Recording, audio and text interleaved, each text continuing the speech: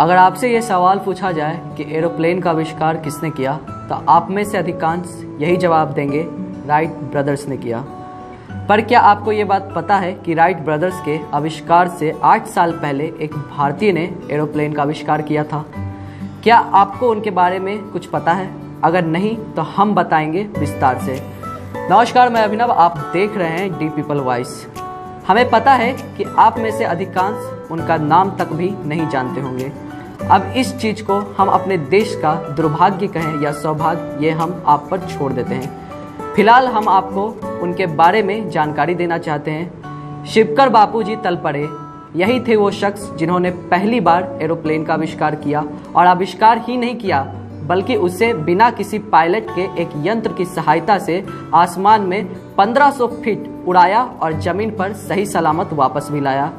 ये पूरा माजरा मुंबई की चौपटी के समुद्री तट पर हुआ था। इस आविष्कार को देखने के लिए बड़े बड़े लोग भी आए थे।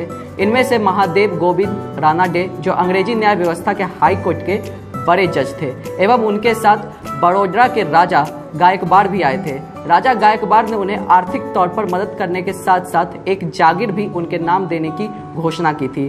पर तलपड़े जी ने कहा कि वो वैसे बहुत सारे विमान बना सकते हैं, उन्हें आर्थिक तौर पर बस सहायता चाहिए, और उस समय उन्हें आर्थिक सहायता भी मिला।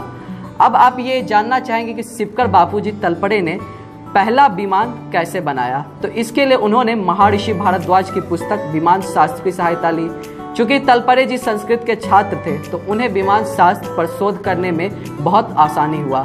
उनके अनुसार विमान शास्त्र में 8 अध्याय में 100 खंड है, जिसमें से महर्षि भारद्वाज ने विमान बनाने की जानकारी विस्तार से दी। उन्होंने कहा कि महर्षि भारद्वाज ने विमान बनाने की कुल 500 सिद्धांत अपने पुस्तक में लिखा है, अर्थात 500 विमान बनाए जा सकते हैं, मतलब हर एक सिद्धांत पर एक विमान बनाया जा सकता है। इस पुस्तक में 500 सिद्धांत के 3000 श्लोक हैं, जिनमें से विमान बनाने के 32 तरीके मौजूद हैं। महर्षि भारद्वाज के पुस्तक का अध्ययन एवं शोध करके शिवकर बापूजी तलपड़े ने 1895 में प्रथम विमान उड़ाया और उसे आसमान तक पहुंचाया। पर आपको ये बात पता ही होगा कि उस समय भारत गुलाम था, इसलिए इस सिद्धांत का प्रचार प्रसार उतना ना हो सका, जिस कारण अंग्रेजों ने इसका फायदा भी उठाया। ब्रिटेन की एक कंपनी रैली ब्रदर्स के कुछ लोग तलपड़े जी से मिलने आए और सहायता करने के नाम पर उनके शोध किए गए कागजों को ले लिया और वापस लंदन चले गए, और फिर वहां से वो कभी वापस नहीं आए। इसके कुछ समय बाद ये कागज राइट ब्रदर्स के हाथ में लगा और उन्होंने 1903 में विमान उड़ाकर इसके आविष्कार पर अपना नाम दर्ज करवा लिया। पर आपको ये जानकर हैरानी होगी कि जिस आधार पर राइट ब्रदर्स ने अपना विमान उड़ाया था, लगभग उसी आधार पर उससे पहले तलपड़े जी ने उसका आविष्कार किया था, जो कि विमान शास्त्र की पुस्तक से काफ़ी मिलता जुलता भी है। उसके कुछ समय बाद ही तलपड़े जी की मृत्यु भी हो गई, जिस कारण उनके द्वारा तैयार किए गए विमान को उनके रिश्तेदारों ने बेच दिया, इसलिए उस पर विवाद भी नहीं हो सका। और कुछ लोगों का ये भी मानना था कि अंग्रेजों ने ही उनकी हत्या करवा दी।